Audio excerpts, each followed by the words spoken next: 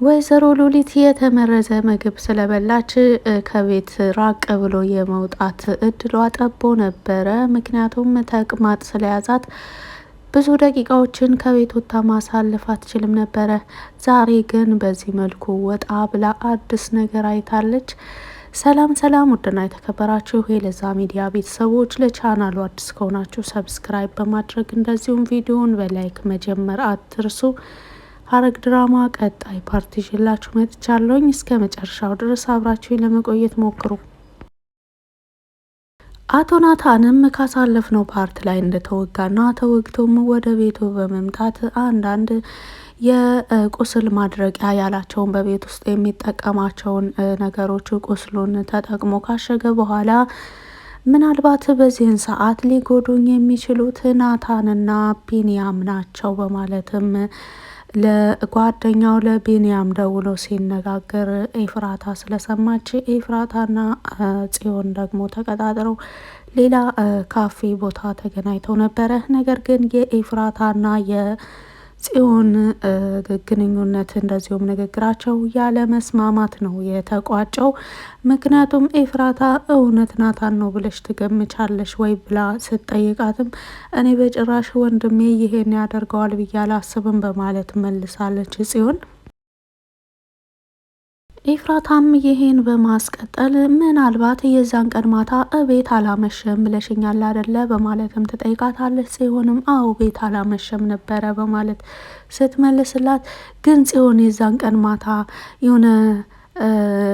የሆነ ነገሩን የተለወጠ ነገር አላየሽበትም ምናምን በማለት ስትጠይቃት፣ ማለት ምን ማለት ፈልገሽ ነው በማለትም ጽዮን ስትጠይቃት፣ ኤፍራታ ደግሞ ምናልባት ልብሱ ላይ ደም የሆነ በቃ ነገር አይተሽበት ከሆነ በማለትም ስትጠይቅ ኤፍራታ፣ ጽዮን ደግሞ በዚህን ወቅት ለወንድሟ የተከላከለች ስለመሰላት ምን እያልሽኝ እንደሆነ ገብቶሻል ግን በማለት ጽዮን በጣም ተናዳ ነበር ወቅቱ የወጣችው።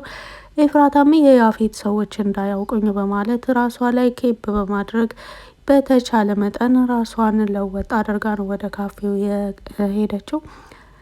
አቶ ናታንም እነ ቢንያም ወይም በመጀመሪያ የተጠራጠረው ምናልባት ናታን ነው። በመጀመሪያ ያገኘው ናታንን ነበረ።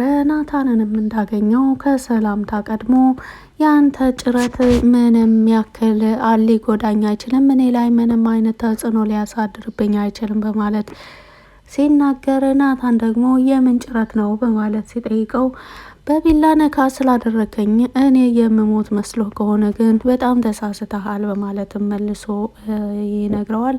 እንግዲህ አቶ ያፌት እዚህ ጋር ምናልባት ከናታን ፊት ላይ የሚታየው ድንጋጤ ወይም ደግሞ የሚታዩ አንዳንድ ነገሮች ምናልባትም ተበሳጭቶ አንዳንድ በቃል የሚገልጽ ጥፋቱን ወይም ጥቃቱን እሱ እንዳደረሰበት የሚገልጽ አንዳንድ መረጃ አገኛለሁ ብሎ ነበረ። ነገር ግን በጭራሽ ናታን ይሄንን ነገር እንዳላደረገ ማድረግ ቢፈልግም ደግሞ ምንም እንደማያቅተው፣ ነገር ግን አሁን አንተ መሞት የለብህም፣ እኔ ከአንተ የምወስደው ብዙ ነገር ስላለ ከአንተ ያንን ሁሉ ነገር ስወስድ እያንዳንዱ የወሰድክብኝን ነገር ስመልስ አንተ በአይንህ ማየት አለብህ። ለዚህ ደግሞ መኖርህ በጣም አስፈላጊ ነው። እኔ ልገልህ በጭራሽ አልፈልግም በማለትም ይነግረዋል። ወጉህ እስኪ በማለት ሆዱን በተቻለ መጠን ገለጥ አድርጎ ቁስሉን ለማየት ይሞክራል። እንግዲህ በንግግራቸው ላይ አቶ ያፌት ትንሽ ተናዶ ስለነበረ መልሶ ቁስሉ ያመዋል።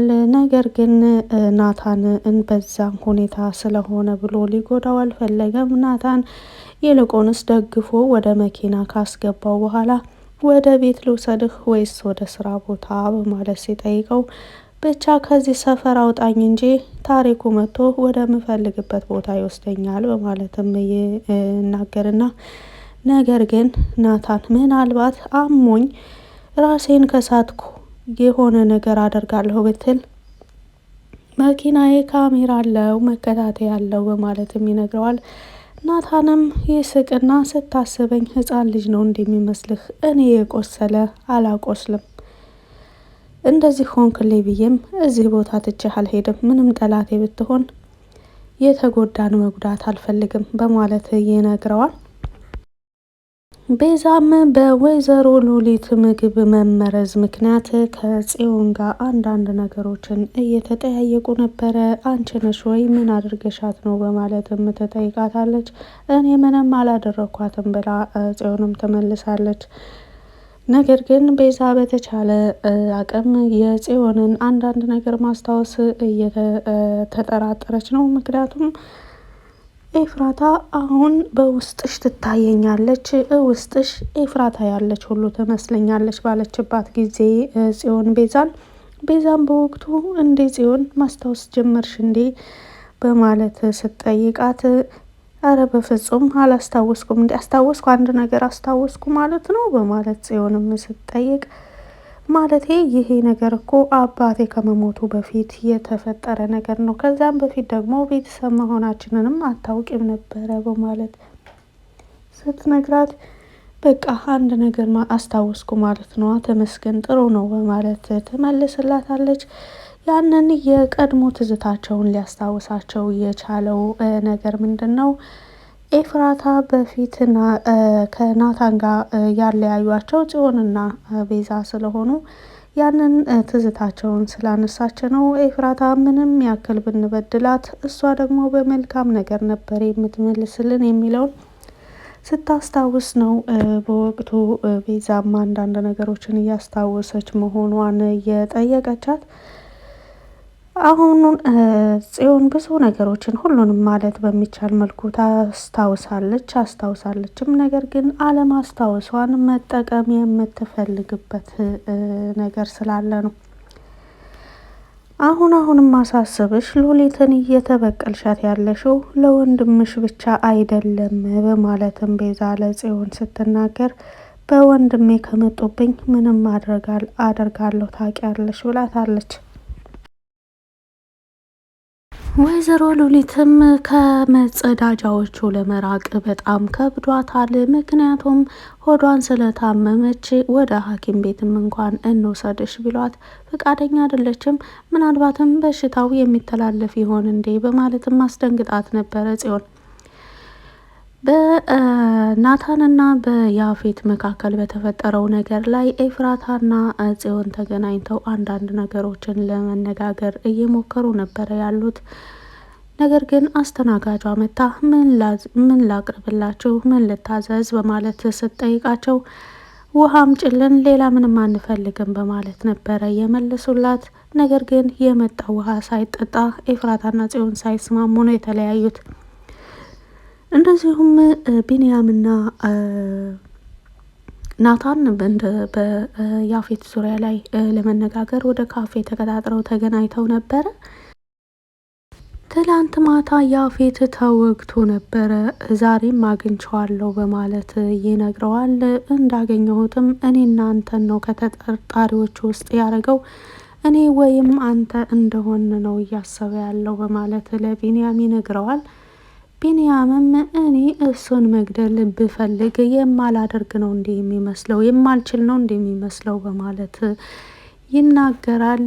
እኔ ቻልክም አልቻልክም አንተ ከሆንክ ያደረከው ግን እንድትጠነቀቅ ለማሳሰብ ነው በማለትም ናታን ይነግረዋል። እኔ አይደለሁም በፍጹም ስለዚህ ነገር አላውቅም በማለት ከመለሰለት በኋላ ቢንያምም እሺ እኔም ካልሆንኩ አንተም ካልሆንክ ማን ነው ይሄን ነገር ሊያደርግ የሚችለው በማለት ሲጠይቀው ናታንም እውነትም በእኛ መካከል በተፈጠረው ነገር በመሀል ገብቶ መጠቀም የሚፈልግ ሰው አለ ማለት ነው በማለትም ይወያዩ ጀምረዋል። ምክንያቱም አሁን በሁለታቸው ላይ ብቻ ነው የተጠረጠረው በወቅቱ ሰሞኑን ባለው ሁኔታ። ምክንያቱም ቢንያምም ሆነ ናታን የኤፍራታንና የያፌትን ግንኙነት ከተቃዋሚዎች ስለነበሩ በአሁኑ ወቅት ሊጎዱኝ የሚችሉት እነሱ ናቸው ብቻ ብሎ ነው የሚያስበው። ነገር ግን ሌላ ሰው ከመሀላቸው እየገባ እንደሆነ ግልጽ ነው። ይህን ሁለቱ በተጣሉበት ጊዜ ሌላ ሶስተኛ አካል ገብቶ የራሱን እቅድ ማሳካት የሚፈልግ ሰው ያለ ይመስላል። ከዛም በማስቀጠል ስለ ጽዮንም ተነጋግረው ነበረ። ናታንም እንደተለመደው እኔ በእህቴ ድርድር አላውቅም፣ እህቴ በማንም ሰው በምንም ነገር ልትከፋና ስታዝን ማየት አልፈልግም በማለት ይመልሳል። ቢንያምም እኔ እኮ እሷ እንድታዝን እንድትከፋ አልፈልግም፣ እንዳልከው እህትህን መጉዳት አልፈልግም በማለት ይመልስለታል። በመቀጠል ናታንም እኔ የእሷን መከፋትም ሆነ ያንተን ጓደኝነት ማጣት አልፈልግም በማለት ነው የመለሰለት። ዳጊ የኤፍራታ ወንድምና የያፌት የአክስት ልጅ የተባለው ሁለት ጓደኛሞች በያፌት ዙሪያ ላይ አንዳንድ ነገሮችን እያጠነጠኑ እያሰቡ ነበረ። ከብዙ ሀሳብ በኋላ የደረሱበትን አንድ ነገር ይስማማሉ። እሱንም ሀሳብ ያመጣው የያፌት የአክስት ልጅ የተባለው ሰው ነው። እሺ ከዛስ በማለት ዳጊም አንዳንድ እቅዶችን ሲሰማው በቃ ይህንን ነገር ማሳካት አለብን በማለት ይስማማሉ። ነገር ግን ጉዳዩ የሆነው በሌላ መልኩ ነው። ያፌትን የወጋው የራሱ የአክስቱ ልጅ ነበረ። ነገር ግን የተነጋገሩት በሆነ በትንሽ ነገር እንዲያስፈራራው ብቻ። ዳጊ ደግሞ በዚህ ነገር በጣም ተበሳጭቷል። የተነጋገርነው እንደዚህ አልነበረም በማለት ሁለታቸው ሲጋጩ ነበረ። በስተመጨረሻስ ምን ይፈጠራል የሚለውን አብረን የምናይ ይሆናል። ለቆይታችን ከልብ አመሰግናለሁ። መልካም ጊዜ